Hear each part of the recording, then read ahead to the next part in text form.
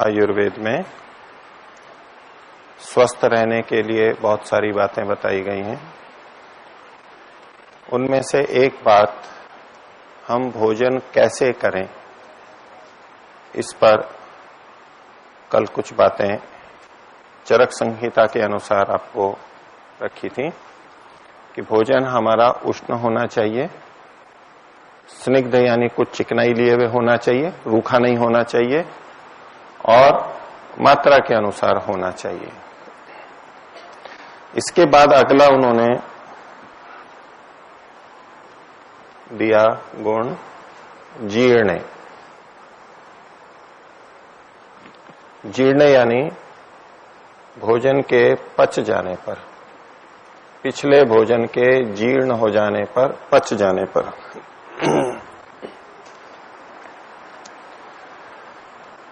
सामान्य रूप से हम सब इस बात को समझते हैं, सुनते भी रहते हैं कि भोजन पिछला पच जाए उसके बाद में हमें अगला भोजन करना चाहिए। बार बार खाने की जो प्रवृत्ति है, हर 1-2 घंटे में कभी कुछ, उन स्थितियों में पिछला भोजन पका नहीं होता है और हम अन्य भोजन लेते रहते हैं। ये आजकल और अधिक बढ़ गया है, पहले कम था।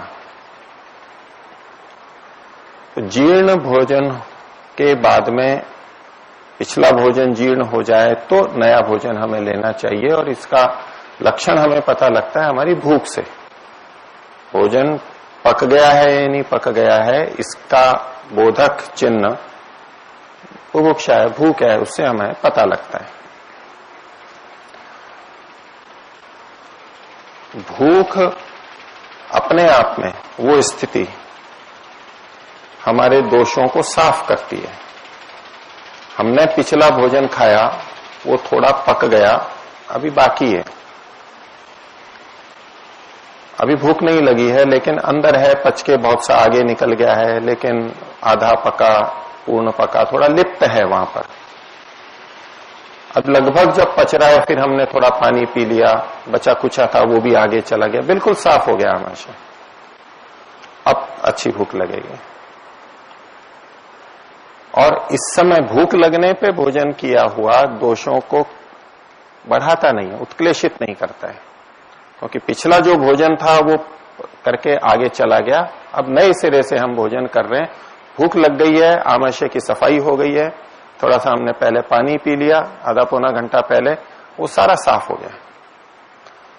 जैसे कि हम कोई सब्जी या दाल बनाते हैं, एक दाल सब्जी बन गई, उसको एक तरफ कर दिया, अब उसी बर्तन में हमें और पकाना है, तो उसको हटाया, फिर साफ वाफ किया, ठीक हो गई, अब फिर नई चीज पका ली। अब पहला कुछ पक रहा हो और उसी में कुछ और पकने को डाल दिया जाए, तो वहां पर आधा कच्चा आधा पक्का होगा। चावल पक रहे हैं, दाल पक रही है, फिर थोड़ी और दाल डाल दी, थोड़े चावल और डाल दिए, तो कुछ तो अधिक पक जाएगा, कुछ कच्चा रह जाएगा। और यदि पहले वाला पूरा पक गया, उसको हमने उतार लिया, अलग किया, अब फिर उस पात्र को लेके फिर नई चीज चढ़ा दी। हम भोजन बनाते समय ऐसा ही करते हैं। ऐसा का ऐसा हमारे अंदर भी होना चाहिए। तो भोजन को जीर्ण हुए बिना जब हम भोजन कर लेते हैं, तो ये दोषों को प्रकोपित करने वाला होता है। दोष वही 3, वात, पित्त, कफ। जैसा भी हमारा भोजन है उसके अनुरूप वात, पित्त या कफ वो उत्क्लेशित हो जाएंगे, बढ़ जाएंगे। तो चूंकि हमें अपने दोषों को प्रकोपित नहीं होने देना है, सम अवस्था में रखना है, उसका एक ये बहुत महत्वपूर्ण उपाय है कि भोजन पचने पे हम लें। दोषों के प्रकोपित होने के बहुत से कारण हैं जो आपके सामने पिछले दिनों रखे, उनके बढ़ने के, घटने के, प्रकृति से बहुत कुछ होते रहते हैं। लेकिन हमारे द्वारा जो दोषों का प्रकोपन हो जाता है, हमारे गलत व्यवहार से, उसमें गलत खाना भी है, तो उसमें एक महत्वपूर्ण बात यह भी है कि पिछला भोजन नहीं पका हो, भूख नहीं लगी और तब हम भोजन कर लेते हैं, तो एक तो विषम पाक होगा, आधा कच्चा आधा पक्का, और इससे दोषों का प्रकोप होता है। और फिर दोषों का प्रकोप ये बार बार होता रहे प्रतिदिन होता रहे, किसी की आदत ही ये हो जाए, तो फिर शरीर उसको अधिक सहन नहीं कर पाता है। कभी कभी हो गया, शरीर सहन कर लेता है, दोषों को पका लेता है, हम व्यायाम भी करते हैं, उससे भी कुछ ठीक हो जाता है। लेकिन अगर कोई व्यक्ति बार बार प्रतिदिन ऐसा ही करने लग जाए, आदत में डाल दे, तो उसको फिर अनेक रोग होने लग जाते हैं।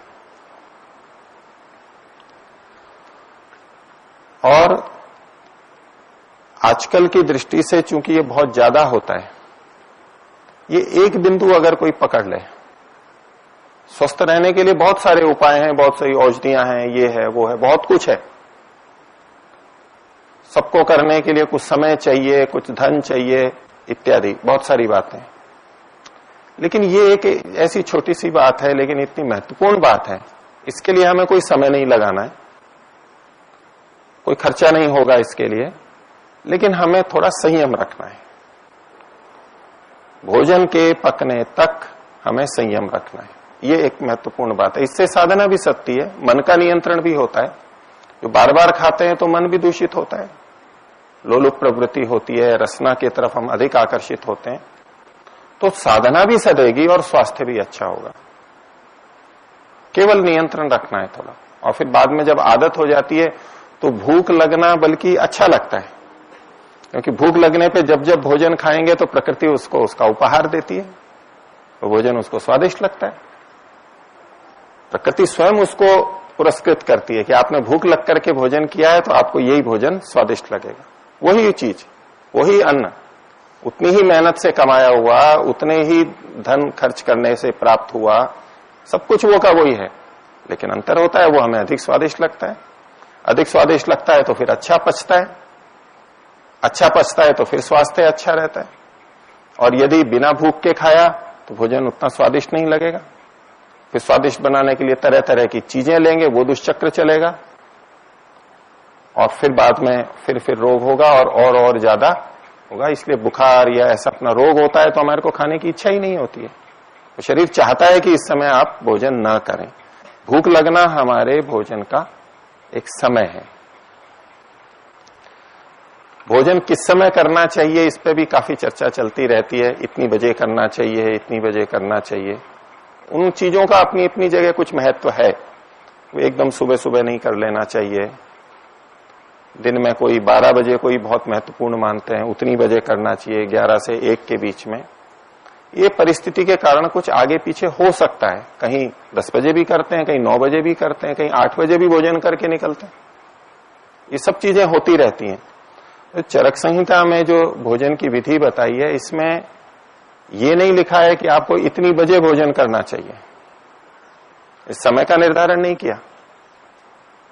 यद्यपि उन्होंने एक जगह लिखा है कि हमें आरोग्य करने वाली चीजों में सबसे श्रेष्ठ क्या है, तो उन्होंने कहा आरोग्य के लिए बहुत सारे उपाय हैं। पूरा आयुर्वेद वो आरोग्य को ही, स्वास्थ्य को ही बनाने के लिए लिखा गया है, लेकिन आरोग्य करने वाली चीजों में, क्रियाओं में सबसे श्रेष्ठ क्या है, तो उन्होंने एक वाक्य लिखा, काल भोजनम आरोग्य करणम।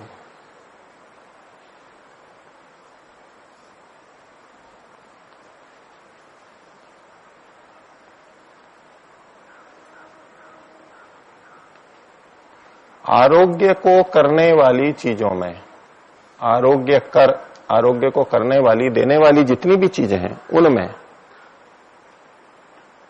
जो सबसे श्रेष्ठ है वो चीज है काल भोजनम, समय पे भोजन करना। बहुत छोटी बात है, बड़े बड़े रसायन उन्होंने लिखे हैं, बड़ी मेहनत से जो बनते हैं, अवलेह कितने बनाए हैं, औषधियां कितनी दी हैं, बड़ी बड़ी प्रक्रियाएं हैं, पंचकर्म है, लंबे लंबे समय चलने वाली चीजें, बड़ी बड़ी बातें लिखी हैं। लेकिन उसके बाद भी आरोग्य को देने वाली चीज सबसे श्रेष्ठ क्या है, तो उन्होंने ये इसको एक तरफ किया, काल भोजनम, समय पे भोजन करना। लेकिन पूरी चरक संहिता में ऐसा नहीं लिखा है कि इतनी बजे से भोजन करना, ये निर्धारण ही नहीं है, कहीं नहीं लिखा है कितनी बजे भोजन करना है। काल भोजन तो लिखा, तो काल का मतलब आते ही हम क्या सोचते हैं कि किसी निश्चित समय पे भोजन करना।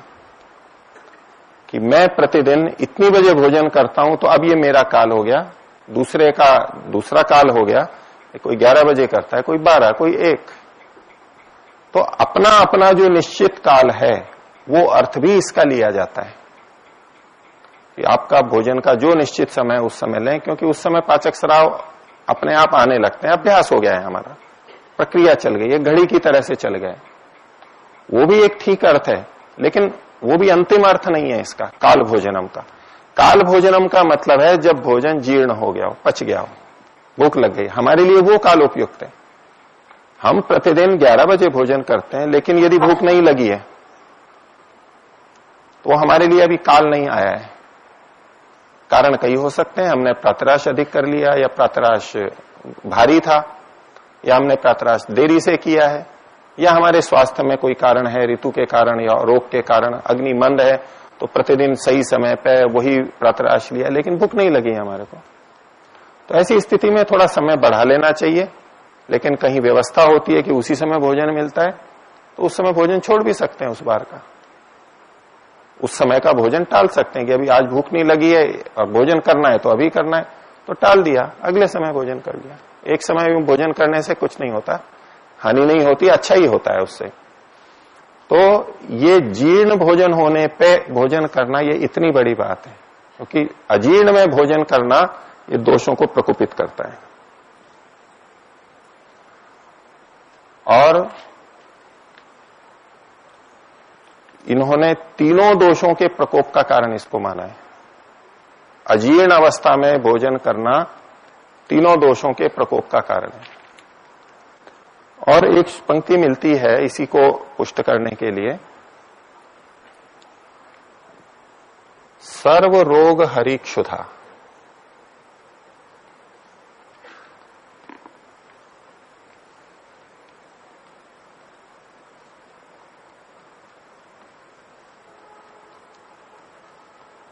क्षुधा यानी भूख, वो कैसी होती है? सब रोगों का हरण करने वाली होती है। सबका मतलब अधिकांश रोगों का।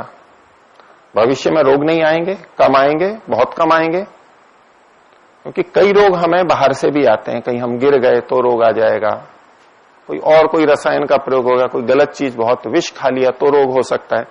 ऐसी अवस्थाओं को छोड़ दीजिए। तो सामान्यतः हमारे को रोग होते हैं, बार बार होते रहते हैं, वो नहीं होंगे उस व्यक्ति को। भूख अपने आप में सब रोगों का हरण करने वाली होती है। और कारण क्या है? जो पहले एक बार उपवास के संदर्भ में मैंने कहा था, जिस समय भूख लगती है तो क्या होगा? अग्नि कुछ दूसरा काम करेगी। तो आहारान पचती शिखी, और आहार नहीं दिया, भूख लग रही है तो दोषान आहार वर्जित, तो वो दोषों को पकाने लग जाती है, चिकित्सा करने लग जाती है हमारी। ईश्वर ने हमारे शरीर में एक चिकित्सक बैठा रखा है। यदि व्यक्ति अपने स्वास्थ्य के सामान्य नियमों का पालन कर रहा है तो उसको चिकित्सक की आवश्यकता नहीं होती है। कभी आकस्मिक रोग हो गया तो चिकित्सक की आवश्यकता है, नहीं तो आवश्यकता है ही नहीं। ईश्वर ने चिकित्सक बना करके भेजा है। विकार पैदा होते हैं तो शोधन की व्यवस्था अपने आप कर रखी है। अंदर क्या स्थिति है उसको बताने के लिए हमें संकेत कर रखे, भूख और प्यास के रूप में, इच्छा अनिच्छा के रूप में। कौन सी चीज अधिक अच्छी लग रही है, मीठी या चरपरी, उससे हमें पता लग जाता है कि हमारे दोष ऊंचे नीचे क्या हो रहे हैं, कौन सी चीज अभी लेनी चाहिए, किसकी हमारे को अधिक आवश्यकता है। ये सब पैमाने, पैरामीटर हमारे को अंदर दे रखे हैं परमात्मा ने। हमें केवल संवेदनशील होना है उनके प्रति, उनके अनुरूप चलना है। ये प्रकृतितः व्यवस्था है। परमात्मा ने हमारे को विवश करके भेजा हो कि आपको चिकित्सकों पर, डॉक्टरों पर निर्भर रहना पड़ेगा, ऐसा दीनहीन बना करके नहीं भेजा है। हम उसकी संतान हैं, आर्यपुत्र हैं। परमात्मा ने हमारे को स्वस्थ रहने के लिए सारी व्यवस्थाएं कर रखी। हम अपने शरीर के साथ में बहुत कुछ अन्याय अत्याचार करते हैं, प्रकृति के विपरीत आचरण करते हैं, तो भी ये स्वस्थ रहता है। ऐसी व्यवस्थाएं कर रखी हैं। सब तरह की सुरक्षा है, शोधन की व्यवस्था है, सब अनुकूल होता रहता है। विकल्प बहुत सारे हैं। किसी ने ये खाया तो भी काम चल जाएगा, ये खाया तो भी काम चल जाएगा। जो चीजें संग्रहित करनी है, प्रतिदिन नहीं खाई जाती, तो संग्रह होता है अंदर। वहां से मिलता रहता है। बहुत सारी व्यवस्थाएं हमारे शरीर को ठीक चलाने के लिए उन्होंने की है। जितनी व्यवस्था चिकित्सालय में भी नहीं होती उतनी व्यवस्था यहां कर रखी है परमात्मा ने। तभी तो बहुत पुण्यों के कारण हमारा शरीर ये मिला है। पुण्यों का फल है तो उतना विशेष होना भी तो चाहिए। ये उतना विशेष ये शरीर बनाया हुआ है परमात्मा ने। तो यदि हम उसका समर्थन रखें, उसके विपरीत ना जाएं, तो रुग्ण होने की अवस्था आती नहीं है। हम कहीं ना कहीं अति कर देते हैं या हीनता कर देते हैं, और वो लगातार करते रहते हैं, बार बार करते रहते हैं, तब जाकर के ये रोग की स्थितियां आती है। नहीं तो एक दो दिन कोई ज्यादा खा ले, एक दो दिन बिना भूख के खा ले, उससे कोई रोग नहीं आने वाला है। उसको चल जाता है, शरीर उसको संतुलित कर लेता है। तो ये एक बिंदु। और भी बहुत सारी बातें हैं, मात्रा के समान खाना, छोटी छोटी बातें हैं, लेकिन बहुत महत्वपूर्ण बात है। इसको अगर किसी ने पकड़ लिया तो लगभग वो स्वस्थ रहेगा, उसको रोग आने वाला नहीं है। और केवल संयम करना है, इसमें अपने को नियंत्रित रखना है, इतना ही पर्याप्त है। और जो हमने पहले बात की थी कि स्वादिष्ट भोजन कौन अधिक करता है, तो निर्धन अधिक करते हैं, यानी जो श्रमशील हैं, जिनको भूख लगती है। तो हम जो ये सोचते हैं कि बार बार खाएंगे, किस लिए खा रहे हैं बार बार? किस लिए खा रहे हैं बार बार? स्वाद लेने के लिए। और बार बार खा के हमारा स्वाद छिन गया है, स्वाद नहीं आता है, कम हो जाता है स्वाद। और अधिक स्वाद लाने के लिए अधिक महंगी चीजें लेनी होंगी, अधिक मिलाना पड़ेगा, ये सब कुछ बहुत कुछ करना पड़ेगा। तो जिस उद्देश्य से हम बार बार खा रहे हैं स्वाद के लिए, वो तो समाप्त हो जाने वाला है, स्वाद ही नहीं आएगा, कम हो जाएगा। तो स्वाद आना चाहिए, स्वाद से हमारा पाचन अच्छा होता है। उसीलिए तो ये कल बात आई थी कि उष्ण क्यों करें, सबसे पहले कहा कि ये स्वादिष्ट लगता है। स्निग्ध क्यों हो, ये स्वादिष्ट लगता है। अन्य भी लाभ हैं, लेकिन ये भी सबसे पहले कहा उन्होंने।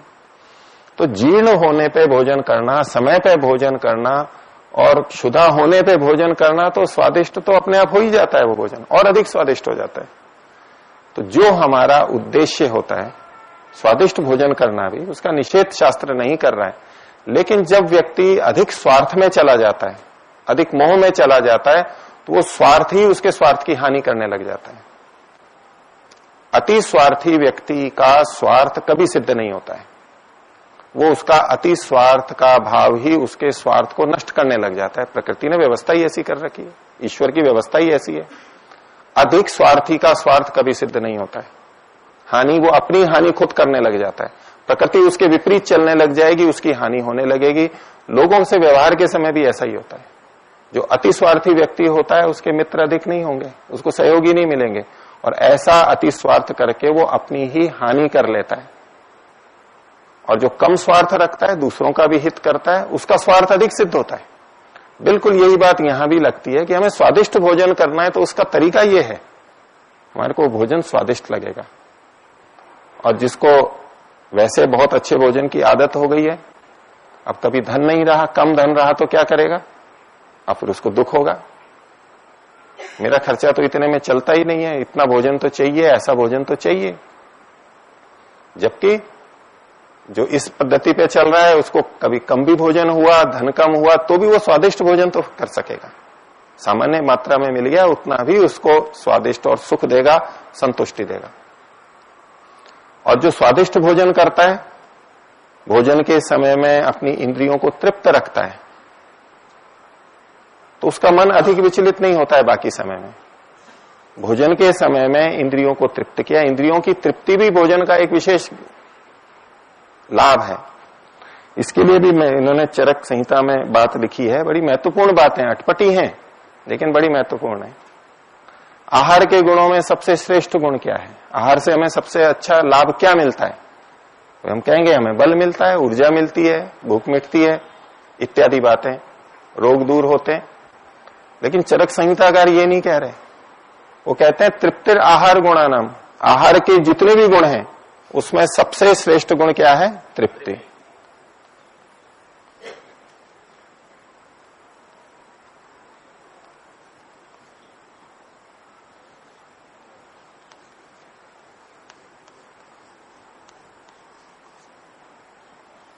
श्रेष्ठ या सबसे श्रेष्ठ ये साथ में जुड़ा हुआ है सब जगह।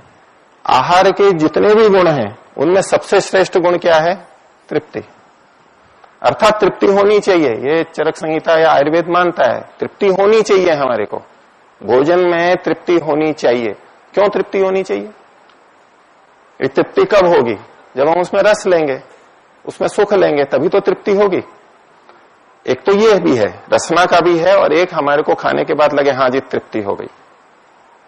कई बार भोजन भी खा लेते हैं लेकिन लगता है कि तृप्ति नहीं हुई और इच्छा करती रहती है। तो अतृप्ति रह जाना ये हमारे मन को विचलित करता है। भोजन में अतृप्ति हुई, अब वो दूसरे काम करेगा, बार बार उसको भोजन का स्मरण आएगा। बात छोटी सी थी लेकिन बार बार भोजन का स्मरण आएगा। भोजन ऐसा किया कि तृप्ति नहीं हुई। इन्होंने आगे एक लक्षण और दिया है कि तन्मना भुंजित, तन्मय होकर के भोजन करें। वो तन्मय होके मन को वहां लगा के करे, मन को वहां लगा के करेगा तो स्वाद आएगा, स्वाद आएगा तो तृप्ति होगी, रस ठीक आएंगे, तृप्ति होगी, और तृप्ति होगी तो बाद में परेशान नहीं होगा, अगले भोजन तक अपने बाकी कार्यों को निश्चिंत होकर के करेगा। लेकिन हम तृप्ति नहीं लेते, उस समय कुछ और सोचते रहते हैं, तो अतृप्ति रहेगी, अतृप्ति रहेगी तो वो बार बार खाएगा, फिर खाएगा, फिर खाएगा, बार बार खाने की तरफ मन जाएगा उसका, और बाकी कार्य हमारे बाधित होंगे। तो भोजन से तृप्ति लेना ये दोष नहीं है, ये उचित है। इंद्रियों को भी तृप्त करना होता है ताकि हम उधर से निश्चिंत हो सकें। तो आहार के सब गुणों में सर्वश्रेष्ठ गुण तृप्ति दिया। तो उस दृष्टि से भी हम देखेंगे हमें तृप्ति कब होती है? जब हम भूख लगने के बाद में भोजन करते हैं। बिना भूख के भोजन कर लिया, चलो भूख समय हो गया, खा लो, कुछ दे दिया, कुछ अच्छा बुरा, वो खा भी लिया और खाने के बाद भी कोई तृप्ति नहीं होती है ऐसे भोजन से। तो ये भोजन का जीर्ण होना ये इतना महत्वपूर्ण है, बहुत व्यापक रूप से कई दृष्टिकोणों से ये हमारे लिए हितकर होता है।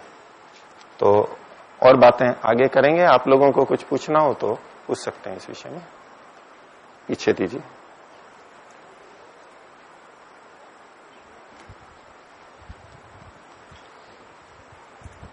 ओम आचार्य जी। आचार्य, कभी कभी भूख नहीं लगती है फिर भी समय आने पर हम भोजन कर लेते हैं और सामान्य भोजन कर लेते हैं, तो भूख के लक्षण क्या है जिससे मालूम पड़ जाएगा पूर्ण रूप से हमें भूख लग रही है? भूख के लक्षण तो वैसे हमें पता ही है। हाँ, इसमें कई बार भ्रांति होती है कि कई बार इच्छा को हम भूख मान लेते हैं। भोजन की इच्छा करी तो ये लगने लगता है जैसे कि भूख लगी है, क्योंकि भूख लगती है तो भोजन की इच्छा होती है, दो चीजें साथ में जुड़ी हैं। और कभी केवल इच्छा होती है तो हम समझ लेते हैं भूख लगी है। उतनी तो हमें सावधानी रखनी है, नहीं तो भूख का हमें पता लग जाता है। आपको पेट में कुछ होगा, ठीक है, मस्तिष्क में संकेत जाएगा कुछ खाना चाहिए, ये इच्छा आ जाएगी आपको अपने आप। ये संकेत कर ही रखा है परमात्मा ने, कुछ उसमें ज्यादा अगर हमने विकृत नहीं किया है अपने जीवन को, खाने पीने से बिगाड़ा नहीं है, तो अपने आप संकेत हो जाता है, सबको पता लगता है, बच्चे से लेके वृद्ध तक सबको पता लगता है। हाँ, दीजिए इनको जी। आचार्य जी, कभी कभी हमारे साथ होता है कि भोजन का समय होता है, हमें लगता है नहीं करना चाहिए, स्थिति नहीं भोजन करने की, और नहीं करते हैं तो उसके आधे घंटे बाद ही लगता है गलत किए, नहीं किए, अभी तो बहुत तेज लग गई भूख। तो इसमें ऐसा कभी कभी चल सकता है। जो मैंने पीछे आपको बात रखी थी कि कम से कम सुबह भूख लग जाए, वैसे तीनों काल में लगे तो बहुत अच्छा है, उसका स्वास्थ्य बहुत ही अच्छा रहेगा। लेकिन तीन समय नहीं लगती है तो कम से कम सुबह वाले प्रातराश भोजन के समय लग जाए, शाम वाला चल जाता है, उतना दोषकारी नहीं होता है। और इतना भी नहीं तो कम से कम एक बार तो भूख लगे दिन में, बाकी चला लेता है, ये शरीर में इतनी क्षमता है। पर अगर बहुत अधिक स्वस्थ रहना है तो हर बार भूख लगने पे ही खाएं, इस नियम को कोई पालन कर सकता है तो बहुत अच्छा है। और कभी ऐसा होता है आधा घंटे बाद भूख लग गई तो कोई बात नहीं है, अगले समय फिर खा सकते हैं, क्योंकि गुरुकुलों में ये व्यवस्था रहती है कि भाई इसी समय भोजन करना है, बाकी नहीं मिलेगा आपको। आश्रम में कुछ नियम है, तो सामूहिक दृष्टि से वो आवश्यक होते हैं। घर में तो कोई बात नहीं, आप आधा पौना घंटा बाद में खा लें, एक घंटे बाद खा लें, यहां ये संभव नहीं होता है तो उस समय टाल कर दीजिए, कोई बात नहीं, शाम को भोजन कर लेंगे, शाम को अधिक आनंद आ जाएगा। हाँ, आप पूछिए। आपसे पीछे वाले भी आप बहुत देर से कर रहे हैं, अगला आप पूछ लेना। ओम आचार्य जी। आचार्य जी, आपने एक बताया कि तृप्ति मुख्य होनी चाहिए भोजन करते समय। जी। कई बार हम भोजन भी कर लेते हैं, फिर भी मन तृप्त ये होता है कि थोड़ी मिठाई मिल जाती तो और रहता। जी कई बार मन और करता रहता है, तो उस जी। तृप्ति को कैसे पहचाने कि असली तृप्ति कौन सी है? जी। तो शरीर में आवश्यकता होती है, कभी हमने खूब मेहनत की है, व्यायाम किया है, तो मीठे की आवश्यकता होती है हमारे को, तो वो पूर्ति नहीं होती है तो शरीर अंदर से संकेत करता है। लोलुपता से या रसना के वशीभूत होकर के जो मिठाइयों की इच्छा होती है उसको छोड़ दीजिए, क्योंकि कईयों को प्रतिदिन ही लगता है कि प्रतिदिन मिठाई होनी चाहिए, उनको छोड़ दीजिए, उन्होंने तो आदत बना ली है। लेकिन सामान्यतया यदि कभी हमें ऐसा लगता है कि मीठा होना चाहिए तो मीठा ले लेना चाहिए। ये शरीर अपने आप संकेत करता है कि ये होना चाहिए, कुछ हमें आवश्यकता अनुभव कर रही है, प्रकृति की व्यवस्था है, ईश्वर की व्यवस्था है, ले लेना चाहिए। पर यदि उसको हम ना भी लेते हैं तो भी शरीर की व्यवस्था है कि हमने जो रोटी या चावल खाए उससे वो मीठा बना लेता है, वो थोड़ी देर बाद में बनता है। चीनी खाई है तो शीघ्रता से हमारे को रक्त में पहुंच जाता है, ग्लूकोज लिया तो वो और शीघ्रता से पहुंच जाता है, वो पचा हुआ है। और चीनी है वो उससे कुछ कम पकी हुई है, और जो कार्बोहाइड्रेट है, स्टार्च है, वो और कम पका हुआ है, उस पर कुछ क्रिया होगी और फिर आगे जाकर के वो शक्कर में ही बदलता है। तो थोड़ी देर बाद में हमारे को पूर्ति हो ही जाएगी। हम ना भी खाएं, मीठा ना भी खाएं, तो भी हमारे को मीठा अंदर बन जाता है, शरीर अपने आप पूर्ति कर लेता है। वो थोड़ी देर हमारे को मन में लगेगा तो चला सकते हैं उसको, ठीक है। एक और, हाँ, उनको दे दीजिए। आचार्य जी, ये होता है सामान्यतः आचार्य जी, ये होता है सामान्यतः हमें कहा जाता है कि हमें एकाग्रचित्त होकर के भोजन करना चाहिए, पर हमारे लोगों के जीवन में ये नहीं होता है। हम घर पर होते हैं तो टेलीविजन ऑन करके खाते हैं, हमारा पूरा ध्यान टेलीविजन में चला जाता है, हम भोजन कर लेते कभी ज्यादा कभी कम। तो क्या हमारे ये विचार जो हम टीवी देख रहे हैं, टेलीविजन देख रहे हैं, तो हमारे मतलब त्रिदोषों को क्या प्रभावित करते हैं? ये उसके अलग दोष होंगे, बैठिए। तो ये तो अब प्रचलन ऐसा हो गया है जो कि गलत प्रचलन है। भोजन करते समय हम करेंगे, उसी में ही ध्यान केंद्रित करेंगे, इसमें अंत में बताएंगे, ये तब और चर्चा कर लेंगे इस विषय में। लेकिन हमें बचना चाहिए इससे। कई बार हम सामूहिक रूप से रहते हैं, कोई कोई बात आती रहती है, थोड़े बहुत विचार आते हैं, वो भी चल जाता है। लेकिन पढ़ते समय खाना खाना, कई बार पढ़ने के इच्छुक होते हैं, वो दूरदर्शन देखते हुए खाना इत्यादि, बहुत अधिक मन को इधर उधर करके जो भोजन किया जाता है वो हमारे लिए हानिकारक ही होता है। कुछ बार चल जाएगा, कुछ दिन चल जाएगा, लेकिन अगर कोई अधिक इसको कर रहा है, लगातार कर रहा है, तो उसकी पूर्ति करनी पड़ेगी, यानी उसको भुगतान करना पड़ेगा, खामियाजा भुगतना पड़ेगा, उसको हानि होगी ही।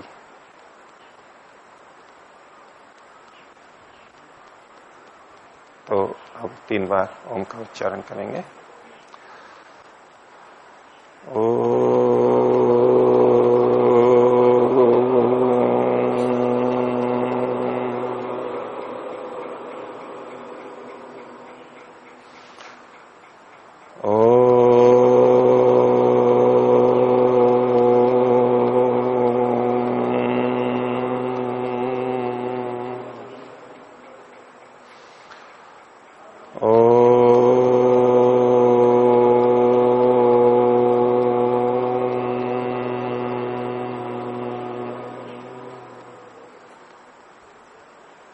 सभी को सादर अभिवादन। ओम शुभ।